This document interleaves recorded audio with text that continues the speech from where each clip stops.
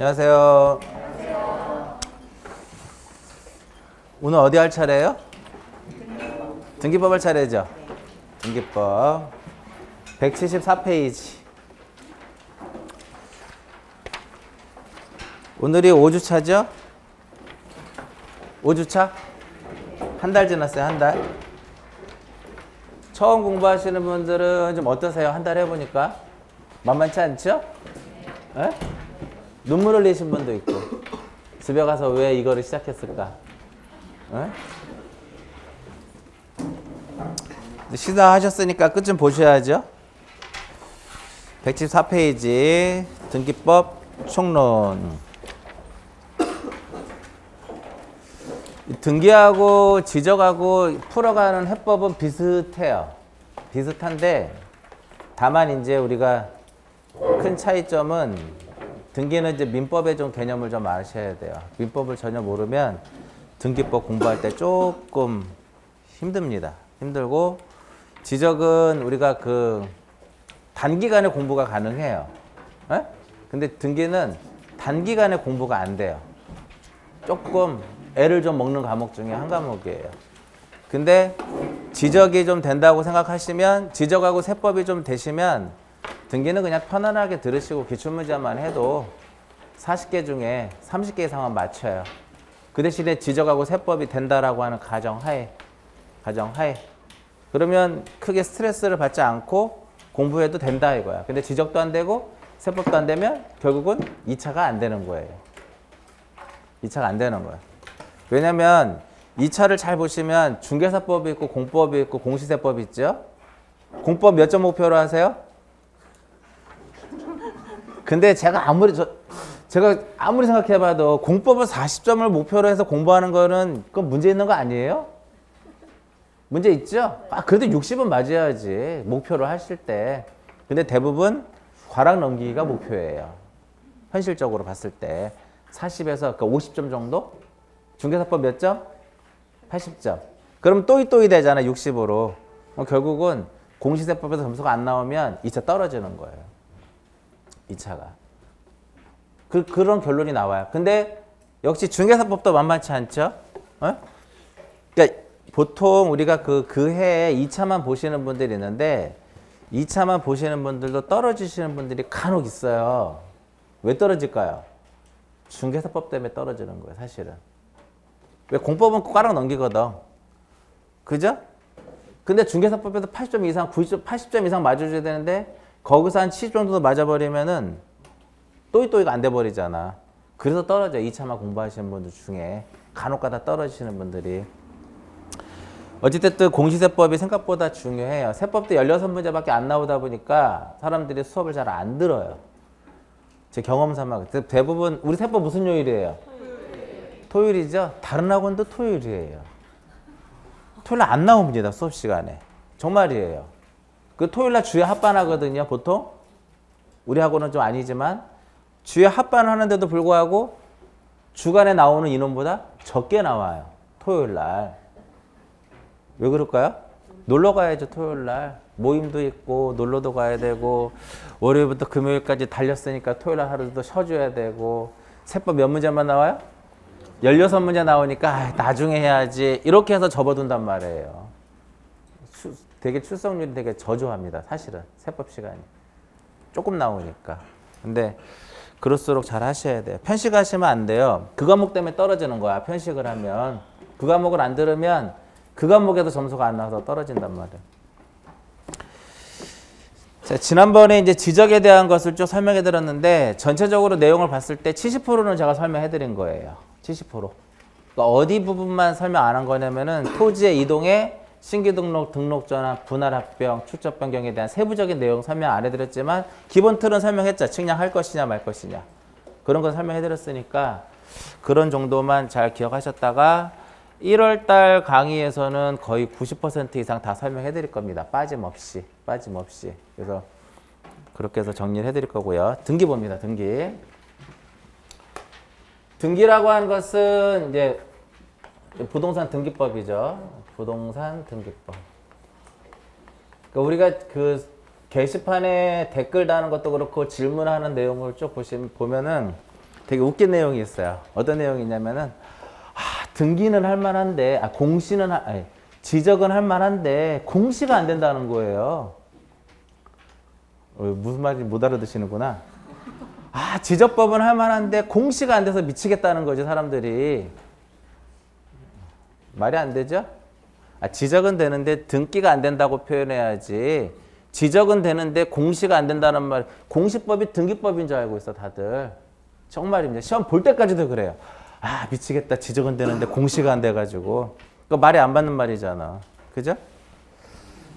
공시에 관한 법에 이제 공간정보의 구축 및 관리에 관한 법률하고 이제 부동산 등기법이 있는데 나오는 문제는 똑같이 12문항씩 나와요. 자, 지적을 우리가 표현할 때 이렇게 지적을 이렇게 표현해놨죠.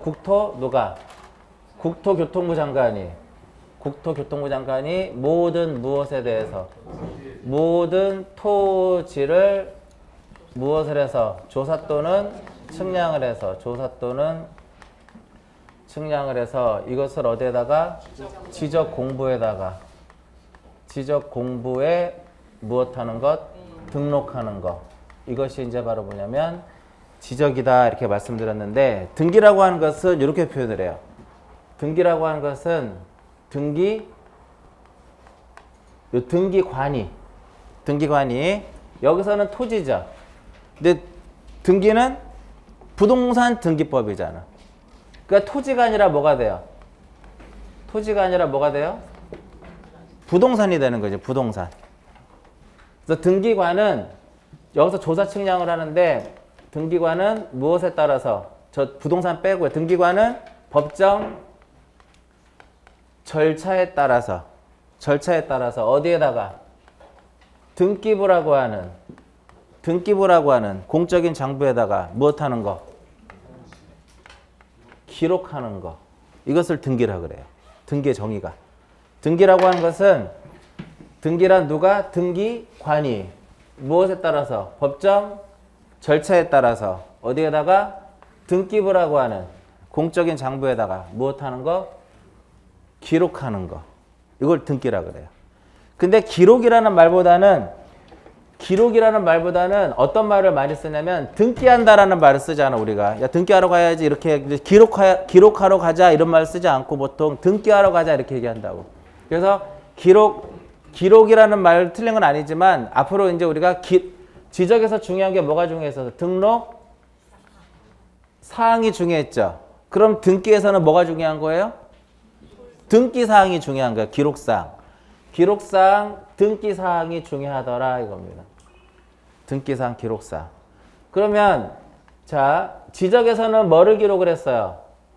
등록, 토지의 표시와 소유자와 기타적인 내용 기록했죠. 그럼 등기는 토지 표시가 아니라 뭐를 써줘야 돼요? 부동산의 표시. 이 부동산의 표시를 부동산의 물리적 현황이다라고 얘기를 해요. 에? 부동산의 물리적인 현황, 즉 부동산의 표시와 법적 무엇? 법적 권리 관계를 무엇하는 것?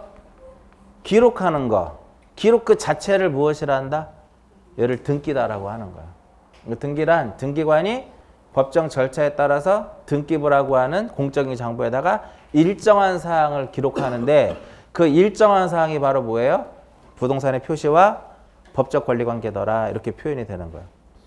이해하시겠죠, 네요?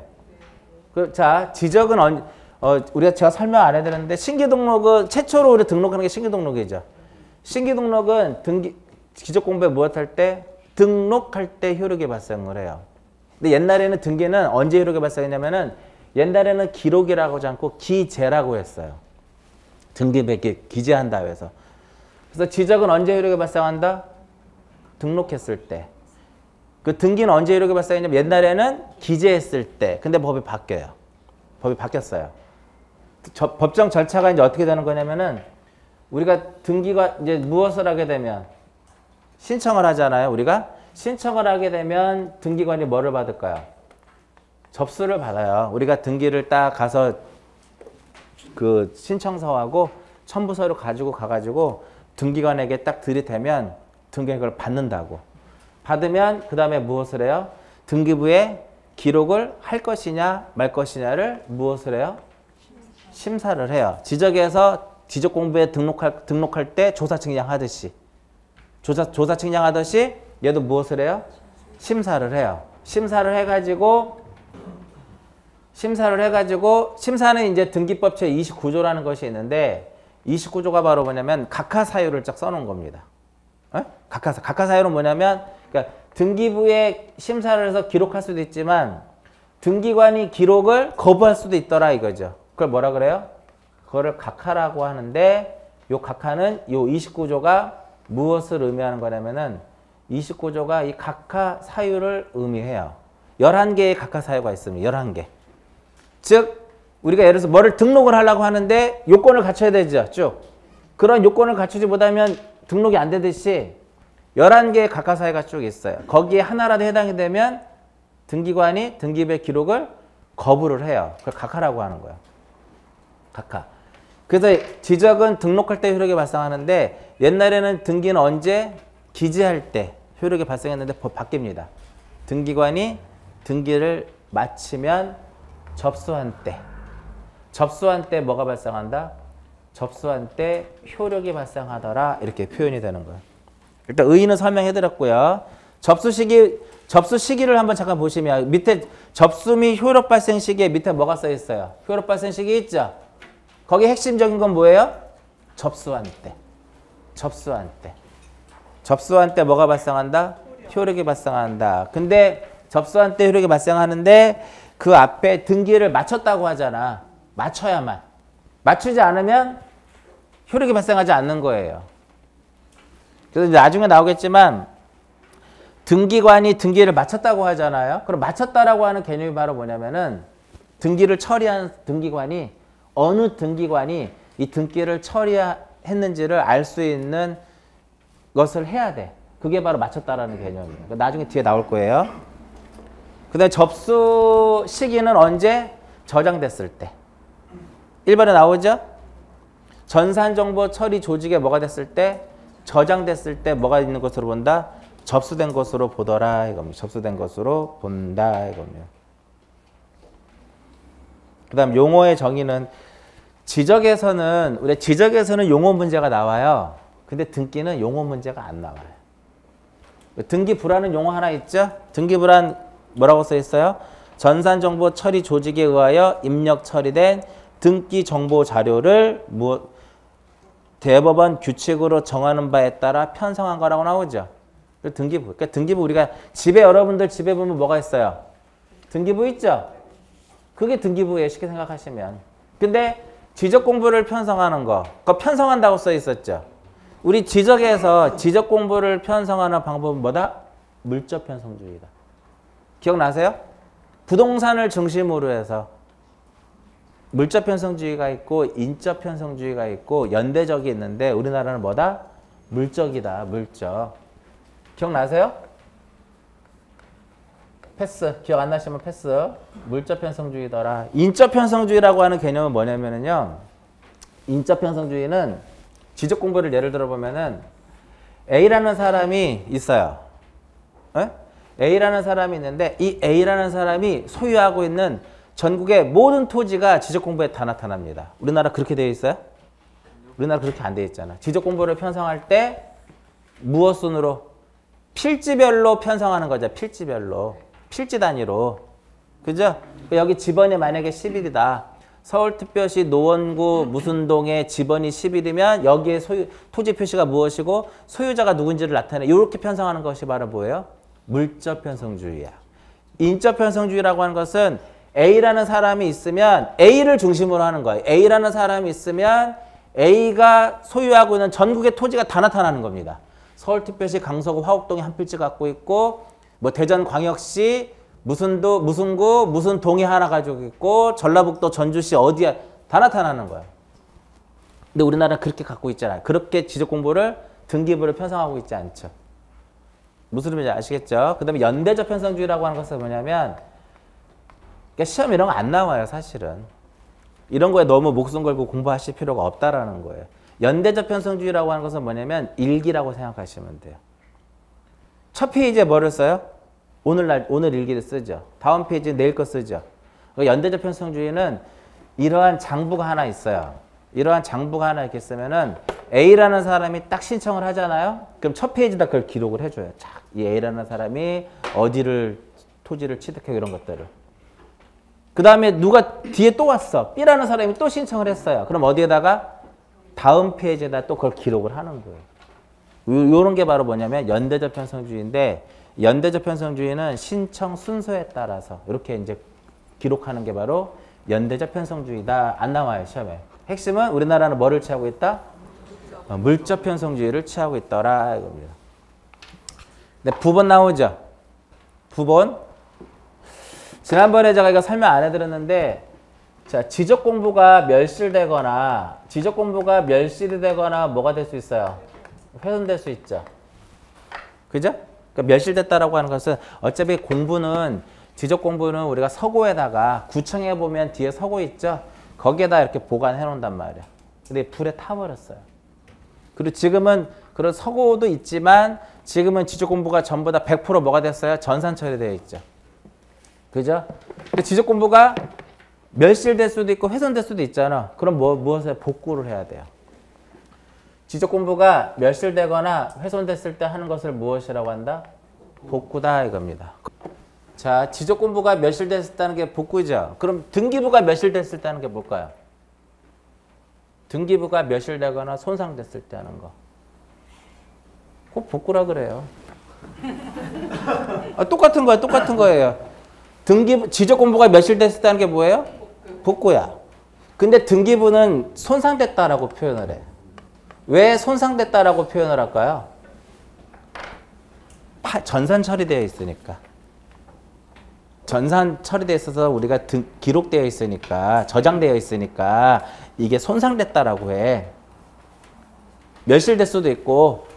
그러면 등기부가 손상됐을 때 하는 게 뭐예요? 복구야. 자, 집에 컴퓨터에다가 우리가 파일들을 저장을 하잖아요. 근데 이게 불안하잖아. 어떨 때 불안해요? 컴퓨터가 갑자기 뭐가 잘못돼가지고 데이터가 다 날아갈 수도 있잖아. 그래서 어디에다가 외장하드에다가 백업을 받아 놓잖아. 그것도 불안하면 또 다른 외장하드에다 또 백업 시키면 그런 사람은 별로 없겠죠. 에? 그죠? 마찬가지로 등기부가 손상되면 복구해야죠. 백업 받아놔야 되겠죠. 그게 바로 등기부 부본이에요. 에? 등기부 부본이라고 하는 것이 밑에 보면 용어에 나와 있죠. 등기부 부본은 등기부와 동일한 내용으로 보조기억장치에 기록된 자료를 무엇이란다? 등기부 부본이다 이겁니다. 이거 왜 필요해요? 등기부가 손상됐을 때 복구하기 위해서. 이해하셨죠? 그 다음 오른쪽 등기 기록. 등기 기록은 뭐냐면 우리가 지적 공부에다가 등록하죠. 그 등기는 어디에다가? 등기부에다 기록하. 그게 등기 기록이에요. 그 단위는 토지는 무슨 단위로? 필지 단위로. 건물은 동 단위로. 토지는 필지 단위로 매매가 되는 것이 건물은 동 단위로 매매가 되는 거잖아. 물적 편성주의라고 하는 것이 필지별로 동 단위로 편성하는 게 바로 물적 편성주의예요. 그래서 1필의 토지 또는 한 개라고 해도 돼, 한 동이라고 해도 되고 한 개의 건물에 관한 등기 정보 자료를 우리가 무엇이란다? 등기 기록이라고 하는데 여기서 이제 등기부라고 하는 것은 이제 물적 편성주의라고 했죠. 물적 편성주의를 이렇게 표현을 해요. 물적 편성주의를 하나의 무엇에 대해서 하나의 부동산에 대해서 하나의 무엇을 두자? 하나의 등기 기록을 두자라고 표현하는 게 바로 물적 편성주의예요. 물적 편성주의의 원칙이라고 하는 개념이 바로 무엇이다? 하나의 부동산에 대해서 하나의 등기 기록을 두자라고 표현하는 거예요. 그러면 부동산이라고 하는 것은 여기서 뭐예요? 부동산이라고 하는 것은 토지와 무엇이다? 토지와 건물 이렇게 표현하는 거야. 토지는 무슨 단위로? 토지는 필지 단위로. 건물을 무슨 단위로? 동 단위로. 여기서 무엇을 두자? 하나의 등기 기록을 두자라고 하죠. 그 등기 기록을 어디에다 기록을 하냐면은 표, 제, 부에, 갑, 구에 을 구에 기록을 하더라 이겁니다. 갑구에는 뭐를 기록을 해요? 표제부에는 뭐를 기록을 해요? 부동산의 표시를. 갑구에다가는 소유권에 관한 사항을. 을구에다가는 소유권 이외의 권리에 관한 사항. 그러니까 저당권도 소유권이 아니잖아. 그러니까 저당권이라든지 전세권이라든지 지역권이라든지 임차권이라든지 이런 건 전부 다 어디에다가 을구에다 기록을 하는 거예요. 그래서 토지는 필지별로 뭐를 두도록 돼? 표제부와 갑구와 무엇을 두고 있다? 을구를 두는 게 1등기 기록이라고 하는 거예요. 건물은 그럼 무슨 단위로? 동단위로 표제부와 갑구와 무엇을 둔다? 을구를 둔다. 이렇게 표현이 돼요. 을구는 두지 아니할 수도 있어요. 왜? 우리 집을 샀을 때 현금으로 사면 을구 필요 없잖아. 대출 받으고 사면 저당권 들어오죠. 근저당권. 그럼 뭐가 들어와요? 을구가 들어가는 거예요. 그러나 갑구는 없을 수가 없어요. 왜냐하면 을구라고 하는 개념은 갑구를 기반으로 해서 만들어지는 거거든. 소유권을 기초로 해서 만들어지는 거기 때문에 갑구가 없는 을구는 있을 수가 없어요. 이렇게는 있을 수 있죠. 그죠? 그러면 표제부만을 둘 수도 없는 거죠. 근데 경우에 따라서는 우리가 표제부만을 두는 경우도 있습니다. 나중에 나올 거예요. 그러니까 예를 들어서 우리 규약상 공용부분은 표제부만을 둬요. 아파트의 노인정이라든지 관리시 이런 것들은 갑구와 을구를 두지 않고 그냥 표제부만을 둬요. 나중 얘기고 일단 이런 건 있을 수 없다 이거지. 이것은 있을 수 있고 이것도 사실은 일반 토지와 일반 건물은 표제부만 절대 둘 수 없습니다. 표제부만을 두는 경우는 집합 건물에서만 나와요. 아파트에서만. 이해하시겠죠? 요거. 그 다음에 등기필 정보라는 게 있어요. 밑에 그 4번에. 등기필 정보는 뭐냐면 옛날로 따지면 등기필증. 옛날로 따지면 뭐다? 등기필증. 오늘날에 뭐라 그래요? 등기필 정보라고 하는데 등기필 정보는 뭐냐면은 등기필 정보라고 하는 것은 뭐냐면 제가 집을 하나 샀어요. 그럼 네 거다 이 집은. 그걸 증명하는 게 바로 뭐예요? 등기필 정보예요. 그럼 나중에 팔 때 내가 살 때 받았죠? 팔 때 제출해야 되는 거야. 그 등기부 정보를. 이해하셨죠? 그러니까 예를 들어서 갑구가 이렇게 했으면 여기 1번에 소유권 보존 누구로 되어 있어요? A 명의로 등기되어 있어. 근데 얘가 2번 해가지고요. 소유권이 이전이 됐어. 누구 앞으로? B 앞으로. 그럼 보세요. 얘가 이 등기부 맞죠? 등기부에 새로운 권리자가 기록됐어요? 등기부에 새로운 권리자가 기록됐죠? 그것을 확인하기 위해서 등기관이 작성해서 주는 걸 뭐라 그래요? 네가 소유자다. 그거를 알려주는 게 바로 뭐예요? 그게 등기필 정보야. 거기 용어에 뭐라고 써있어? 등기부에. 이 등기부잖아. 등기부에 새로운 권리자가 기록됐죠? 그리고 이 권리자를 무엇하기 위해서? 확인하기 위해서. 누가 작성한 거예요? 등기관이 작성한 것이 바로 뭐다? 등기필 정보다 이겁니다. 그럼 만약에 여기에 1번에 전세권 설정 C가 들어왔어. 그럼 얘도 등기부 맞죠? 등기부에 새로운 권리자가 들어왔죠? 그럴 때 누가? 등기관이 그래 네가 권리자다를 확인하기 위해서 작성한 것이 바로 뭐다? 등기필 정보다 이겁니다. 자, 등기법은요. 용어 물어보는 거 안 나와요. 등기필 정보가 당연히 안다라고 가고 그냥 보고 가는 거예요. 그러니까 집 사면 뭐를 줘요? 등기 권리증 주잖아. 등기 권리증 해가지고 보안카드 붙어 있죠? 이렇게 띄면 거기에 번호 그 숫자 있잖아. 그게 바로 등기필증이에요. 등기필 정보다라고 얘기를 하는 거야. 이해하셨죠? 대충? 그래서 등기부가 있고 부본이 있고 기록이 있고 등기필 정보가 등기법 제2조의 용어의 정에 나오는 4개만 딱 나옵니다. 왜 그러면 등기법에서는 왜 용어가 안 나오느냐? 등기에서 사용하는 용어의 99.9%는 민법에서 사용하는 용어예요. 그래서 용어가 안 나오는 거예요. 문제 자체가. 민법에서도 용어 물어보진 않죠? 민법에서도 소유권이 뭐냐, 지상권이 뭐냐 그렇게 물어보진 않아. 단답형으로. 그죠? 자 그러면 그 보시면 위에는 지적을 썼고 밑에는 뭐를 썼어요? 등기를 썼는데 비슷하잖아. 그죠? 자, 지적은 뭐를 중시했어요? 지적은? 요거를 부동산의 표시, 토지의 표시를 공시한 게 바로 뭐예요? 지적이죠. 공간정보의 구축 및 관리 관한 법률에서 지적에서 하는 역할이라면 등기는 이거예요. 이 권리관계를 무엇하는? 권리관계를 공시하는 것이 바로 무엇이다? 이게 바로 등기예요. 그래서 지적은 사실관계를 공시하고 등기는 뭐를 공시한다? 권리관계를 공시하는 게 바로 등기더라 이겁니다. 그러면 등기에서의 저 부동산의 표시가 하는 역할은 뭘까요? 그냥 하는 거예요. 보조적인 역할을 하는 거야. 권리관계를 공시하기 위해서 부동산의 표시는 그냥 보조적인 역할을 하는 것이고, 그럼 반대로 지적에서 소유자에 관한 사항은 뭐예요? 지적에서 소유자에 관한 사항은 토지의 표시를 공시하기 위한 그냥 보조적인 역할만 하는 거야. 대충 이해하셨죠? 그거. 얘는 부동산의 표시, 여기는 권리관계. 그 등기는 요거예요. 그래서 시험에 99.90%가 이게 시험에 나오는 거예요. 잘 안 나와요. 얘는 지적 가서 봐야 되는 거니까 거의 90%가 권리와 관련된 것만 시험에 출제되는 것이 바로 등기예요. 등기. 대충 이해하시겠죠, 요거? 그럼 여기서 부동산의 표시는, 그럼 여기서 이제 하나씩 보자고요.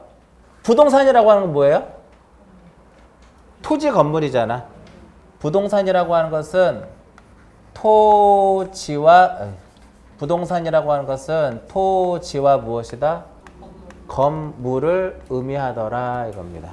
자, 부동산의 표시는 어디에다 기록한다 그랬어요?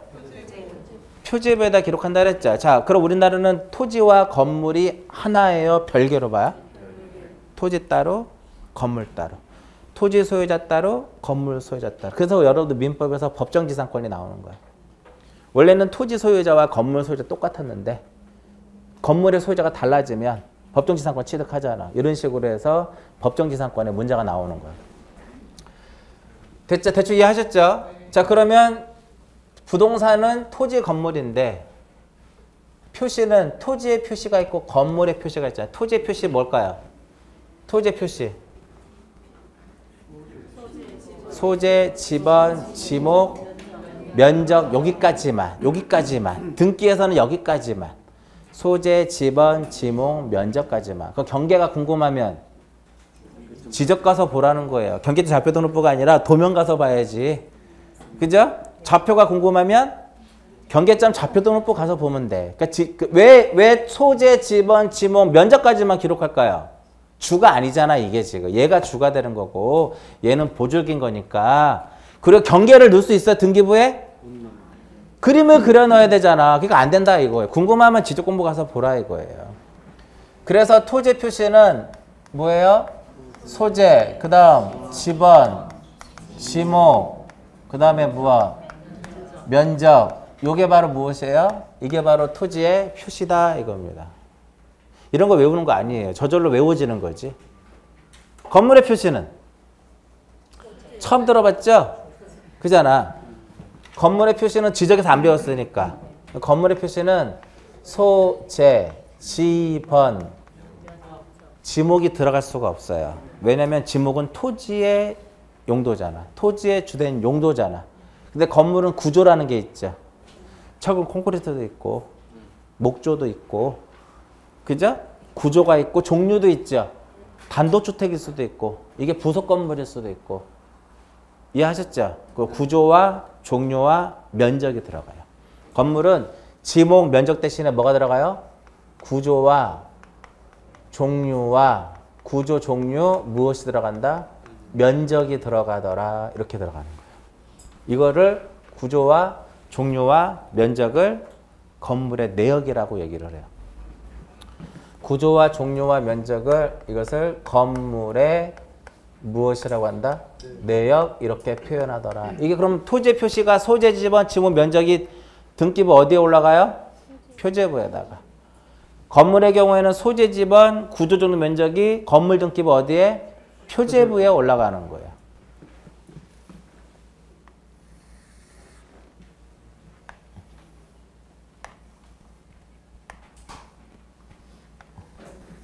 이게 뭐라는 거예요? 표제부라는 거예요.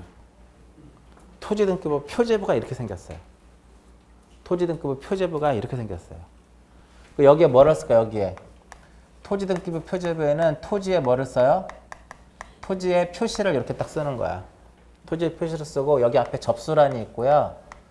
접수란이 있고 여기 앞에 표시 번호란이 이렇게 있다고. 이것이 바로 뭐다? 토지 등기부 표제부가 이렇게. 오늘 수업 시간에 한 거는요, 다른 거 보지 마시고 표제부하고 갑구하고 을구가 어떻게 생겼는지 집에 가서 꼭 그려보실 것. 우리 지적 공부 그려봤잖아요. 마찬가지로 표제부하고 갑구하고 을구가 어떻게 생겼는지를 공부하실 것. 꼭. 그러면 건물 등급의 표제부도 똑같이 생기지 않겠어요? 건물 등급 표제부도 이렇게 생긴 거예요. 이렇게. 이렇게 똑같이 가지 않겠냐 이거지. 이렇게 똑같이. 이렇게. 이런 식으로. 여기 뭐를 써요? 건물 등급 표제부에는 표시번호, 접수, 소재 지번, 그 다음에 건물에 뭐를 쓰는 거예요? 건물의 내역을 쓰는 거예요. 건물의 내역이라면 무엇이다? 건물의 구조와 종류와 면적이다 이겁니다.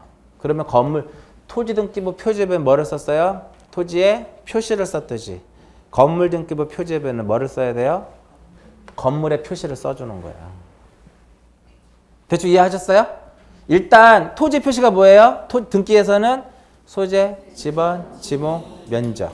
건물의 표시는 소재, 지번, 구조, 종류, 면적. 거기다 뭐만 쳐놓은 거야? 칸만 친 거잖아. 이렇게 칸만 친 거잖아요. 그리고 표시번호라고 하는 것은 뭐냐면 표제부에다가 기록한 순번만 쓴 거야. 1번, 2번, 3번, 4번. 접수는 뭘까요? 접수하자. 등기 접수를 신청하면 접수 받죠? 접수를 하면 접수 번호가 요즘에는 전산이기 때문에 자동적으로 생성이 돼요. 접수를 받으면 접수 날짜를 써놓는 거 저기다가 접수란에 접수 연월일. 이해하시겠죠?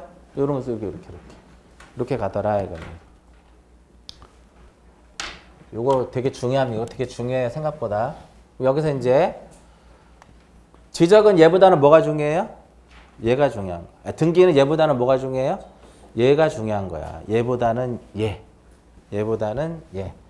그 다음에 이제 권리관계인데 권리에는 크게 몇 가지로 봐요? 권리에는 크게 두 가지로 보죠. 권리에는 물권하고 무엇이 있다? 물권하고 채권이 있는데 채권에는 다시 몇 개로 나눠져요? 두 개로 나눠져요. 채권에는 다시 두 개로 나눠지는데 임차권이라는 것과 그 다음에 뭐가 있어요? 임차권과 환매권이 있더라. 임차 환매권. 근데 임차권하고 환매권은 등기를 안 해도 돼요. 채권 당사자와 당사자 간의 효력이 발생하는 거니까 등기는 안 해도 되는데 등기를 하면 대항할 수 있어요. 네? 그 임차권하고 환매권은 등기가 무슨 요건이에요? 대항 요건이다. 대항 요건. 대항 요건이더라 이겁니다. 환매라고 하는 게 뭐예요? 지난번에 민법에서 작년도 민법에서 환매 문제 하나 나왔거든요. 작년도 민법에서 환매권이 나왔는데 등기법 공부하면 맞힐 수 있는 문제예요. 환매권. 환매라고 하는 것은 줬다 뺏는 거야. 매매 목적물을 줬다가 B에게 줬다가 일정 기간 내에 내가 다시 되찾아오는 거, 그게 그 권리를 뭐라 그래요? 환매다라요. 환매. 그러니까 예를 들어서 A가 소유하고 있는 부동산이 있는데 이거를 B한테 처분한단 말이에요. 매매를 해. 근데 그냥 매매가 아니라 앞에 뭐가 붙냐면은 환매 특약부 매매예요. 그냥 매매가 아니라 환매 특약부 매매야. 에? 그럼 얘가 나중에 얘한테 다시 이거를 다시 어떻게 할 수 있어? 다시 되찾아올 수 있다고. 야 내놔 하고. 근데 문제는 뭐냐면 등기를 안 했어. 안 해도 이 둘가에게는 효력이 발생을 해요. 근데 이 B가 C한테 이 부동산을 뭐 해버렸어요? 처분해버렸어. 그럼 그때는 누가 이 A가 누구한테? C한테 야 내놔 할 수 없어. 대항할 수가 없어요. 대항할 수가 없어요. 그래서 2번 해가지고 소유권 이전을 누가 앞으로 해요? B 앞으로 할 때 등기를 넘겨줄 때 동시에 환매 특약 등기를 딱 해놓는 거예요. 환매 특약 등기를 딱 해놓는다고. 누구 명의로? A 앞으로 이렇게 등기가 되어 있으면 되어 있으면 있어도 얼마든지 얘는 부동산 무엇 할 수 있어요? 처분할 수가 있어. 이렇게 소유권 이전 C로 할 수 있어. 근데 지금 특약 등기 됐죠? 그러면 이 C는 누구한테? 얘한테 대항할 수 있다 없다? 야, 내놔하면 줘야 되는 거예요. 그 대항 요건으로 하는 거예요. 네? 안 해도 되는데 얘가 팔아버렸을 때는 얘가 대항할 수 없다고. 임차권도 마찬가지예요. 대항 요건 개길라고 하는 거잖아. 그래서 집주인이 등기 안 해주잖아요. 그래서 임대차 보호법에 뭐야? 입주와 주민등록을 마치면 언제부터? 다음 날부터 대항할 수 있는 거잖아. 근데 등기하면 입주와 주민등록을 마치면 그 다음 날부터 대항할 수 있는데 등기하면 그때부터 대항할 수 있는 거야. 그때부터 바로. 그래서 임차권하고 환매권을 왜 하는 거예요? 대항 요건으로서 등기를 하는 거야. 대항 요건으로서. 이게 지금은 이해 안 돼도 민법 공부하면 당연히 이해되는 거죠. 민법 공부하는데 이거 모르면 민법 공부할 수가 없는 거잖아. 민법 공부는요, 여러분들 시험 볼 때까지 해야 돼. 왜? 시험 볼 때까지 점수가 100점이 안 나오잖아. 막 60점에서 왔다 갔다 하니까 막 스트레스 받아가면서 시험 볼 때까지 공부를 한단 말이에요. 그래서 등기가 맨 처음에 안 되다가 민법이 어느 정도 궤도에 올라오면 좀 쉬워져요. 5개 정도는 맞춰요. 5개 정도는. 자, 물권에는 점유권하고 본권으로 나눠져요. 점유권과 본권으로 나눠지고 본권은 다시 몇 개로? 이 분류법은 시험에 나오지 않습니다. 사실은 민법에서도 잘 안 나올 거예요. 본권은 소유권하고 소유권을 제한하는 무엇이다? 소유권을 제한하는 제한 물권으로 나눠지고 제한 물권은 다시 몇 개로? 2개로 나눠져요. 사용 수익을 제한하는 용익 물권. 용익 물권이 있고 담보 물권이 있죠. 용익 물권하고 담보 물권이 있는데 용익 물권은 몇 개가 있어요? 3가지가 있어요. 지상권, 지역권. 지상권이 뭐예요?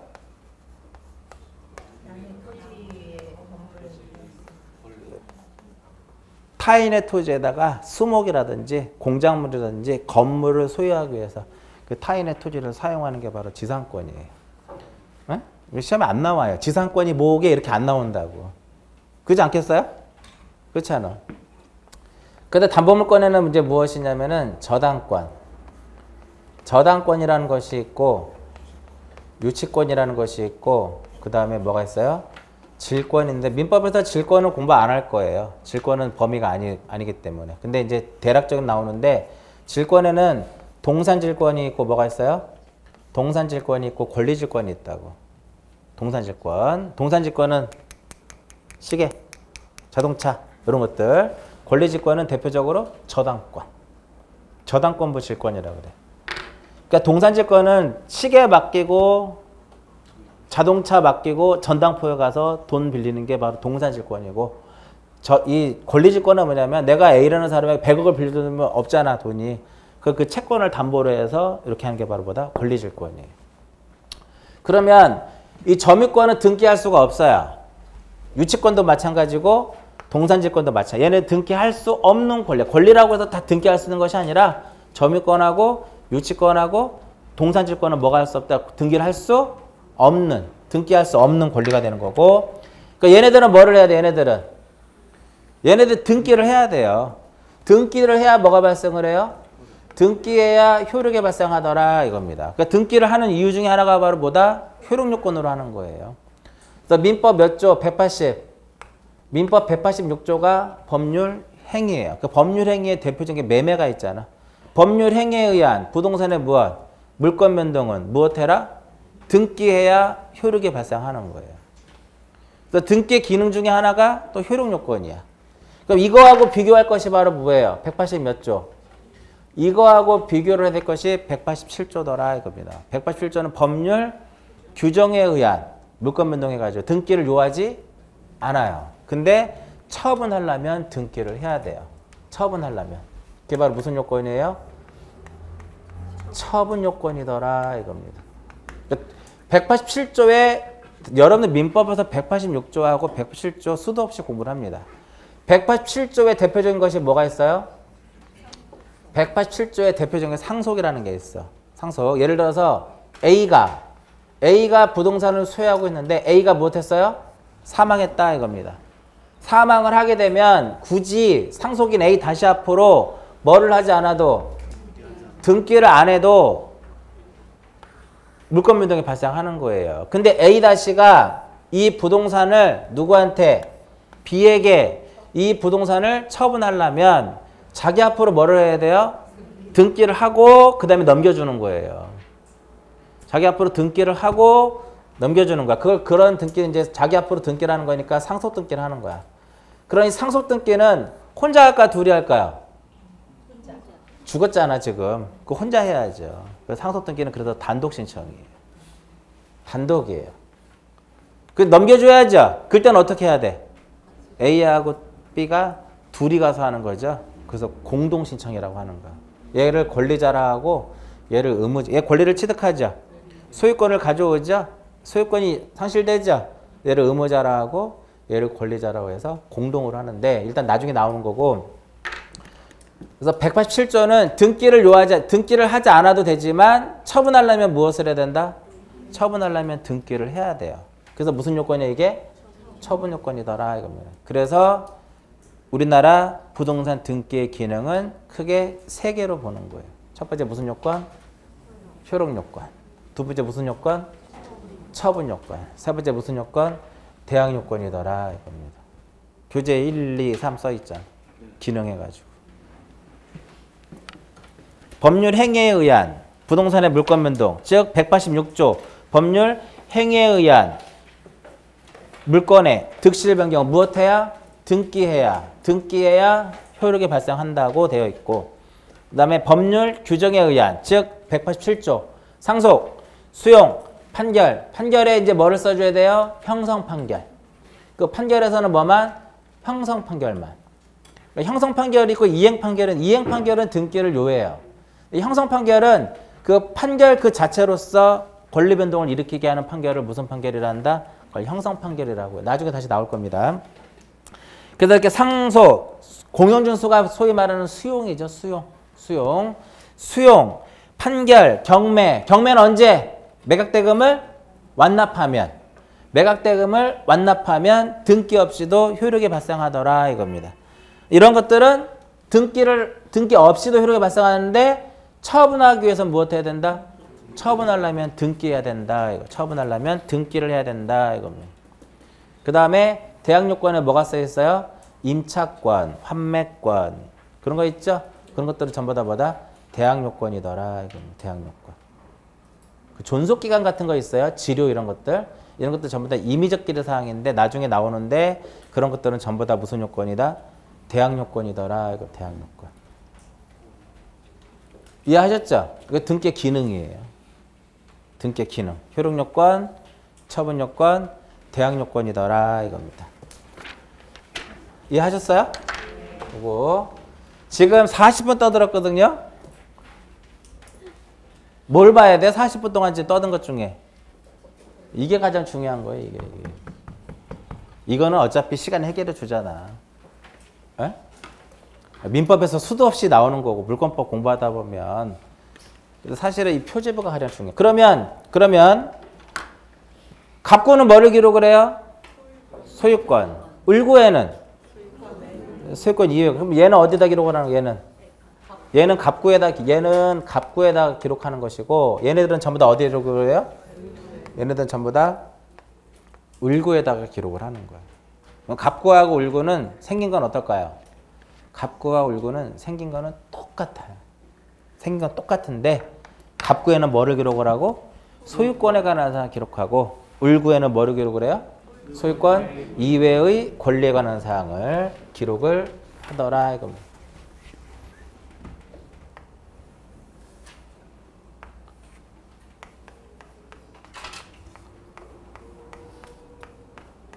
여기 표시번호라고 써놨죠? 저쪽에 표시번호라고 써놨죠? 표제부에는. 근데 갑구는 순위번호예요. 순위번호고 등기의 목적이 들어가고요. 등기 목적. 그 다음에 접수라는 말이 들어가고 그 다음에 등기 원인. 등기 원인 및 그 연, 월, 일이 들어가고 그 다음에 권리자 및 기타 사항이 들어가요. 권리자 및 무엇이 들어간다? 권리자 및 기타적인 내용이 들어간다. 이렇게 생긴 것이 바로 뭐예요? 이게 갑구예요. 또는 을구예요. 갑구 또는 을구. 그래서 어떻게 많이 외우냐면은 앞에 거 등, 접, 등, 권 이렇게 외운다고. 등접, 등관. 등접, 등관 이렇게 해서 많이 외워요. 그러니까 그려보면 나중에 등접, 등관이 의미가 없는데 그려보면 내가 그릴 수 있으면 굳이 외울 필요는 없잖아요. 기본이 등기법의 가장 기본이 바로 보다 등기법의 가장 기본이 표제부가 어떻게 생겼고 갑구와 을구가 어떻게 생겼는지를 아는 게 등기의 가장 기본이에요. 이거 모르면 등기법 공부가 안 돼요, 사실은. 그러면 순위번호 1번 해가지고요. 등기 목적은 소유권이면 소유권 보존, 소유권 이전 이런 거 쓰는 거야. 그러니까 등기 목적에 여러분들이 흔히 볼 수 있는 소유권 뭐를 쓴다? 소유권 이전 이렇게 쓰는 거예요.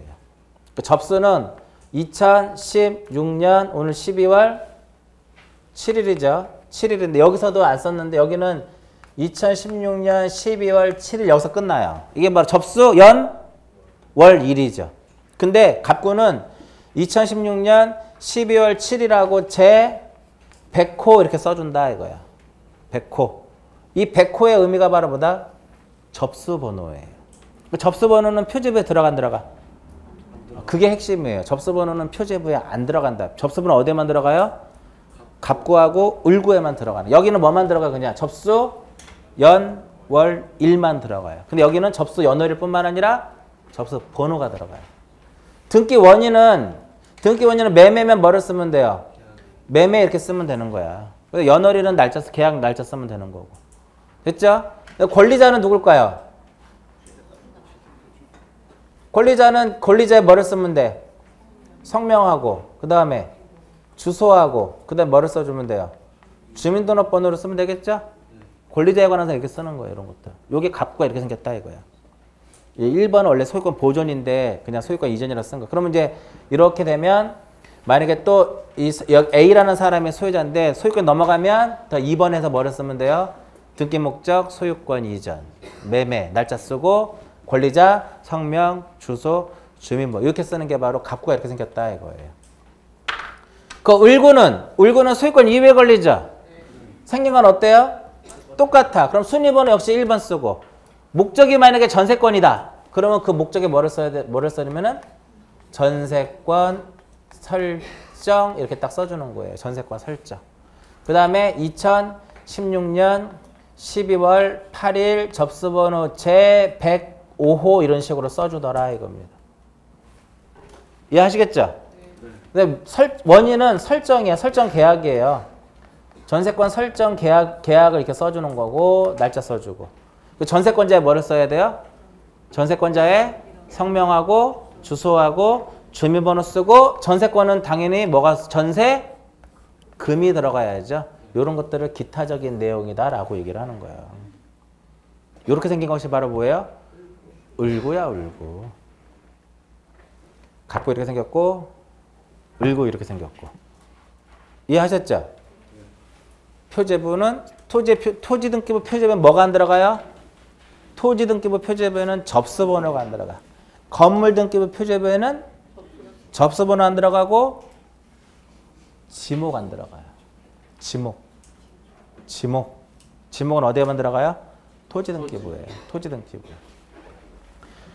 또 이번 시간은 것이 가장 중요한 것이 이거예요. 토지등기부 표제부 어떻게 생겼는지, 건물등기부 표제부 어떻게 생겼는지, 갑구가 어떻게 생겼는지, 을구가 어떻게. 그럼 갑구가 이렇게 있으면 중요한 부분이 어디가 중요하냐면요. 접수번호라는 것도 중요하고. 근데 사실은 이 접수번호보다 더 중요한 게 이쪽이 더 중요한 거예요. 이쪽. 이따 뒤에 나오는데 권리자 하면은 우리가 등기 명의인이라고 그래요. 여기에 성명하고 주소하고 주민번호를 등기 명의인의 표시라고 그래요. 어? 등기 명의인의 표시다. 그럼 뭐를 나타내요? 성명과 주소와 주민번호를 우리는 등기 명의인의 표시다. 우리가 그런 얘기 많이 하죠. 야, 그 등기 누구 명의야? 그 누구 명의로 돼 있어? 그게 바로 등기 명의인이잖아. 누구 명의야? 그 누구 명의냐가 이거잖아. 이렇게. 그러면 명의인의 표시를 변경할 수도 있어요? 주소 바뀔 수 있죠? 명의인의 표시가 바뀔 수 있죠? 혼자가 둘이 가요? 혼자 가야지. 내 거 내가 주소 바뀌었으면 혼자 가야지. 개명하면 이름 바뀌죠? 혼자가 둘이 가. 그래서 명의인의 표시의 변경은 단독 신청이다라고 얘기를 하는 거예요. 이런 거 외우는 거 아니에요. 그런데 행정구역의 명칭이 바뀌면 주소 바뀌죠? 그럼 내가 가서 할까요? 국가가 알아서 해줄까? 그래서 직권 등기예요. 등기관이 직권으로 해주겠다 이거야. 그런 거는. 등기법을 외우는 게 아니라 이해를 해야 돼. 그러면 전세금이 1억이에요. 근데 전세금을 2억으로 증액하려고 그래요. 예를 들어서. 그럼 전세금이 1억이었는데 기간 돼서 이제 전세금 올리잖아 대부분. 그럼 전세권을 변경해야 돼요. 1억에서 얼마로? 2억으로. 그러면 집주인이 있고 세입자가 있죠? 그럼 둘이 가 혼자 갈까요? 둘이 가야 되겠죠? 그래서 공동신청이라고 하는 거예요. 그런 것들은. 전세금을 증액하면 혼자 갈 수는 없잖아. 보통 우리가 권리의 등기는요. 공동으로 가서 하는 거예요. 등기. 왜 공동이냐면 이득을 보는 사람이 있으면 불이익을 받는 사람이 있으니까. 그래서 등기는 기본적으로 공동신청의 개념이에요. 공동. 그럼 전세금을 증액한다 그러면 혼자가 둘이 가요? 둘이 가요. 그러면 이제 지목이 바뀌어요. 혼자 갈까? 둘이 갈까요?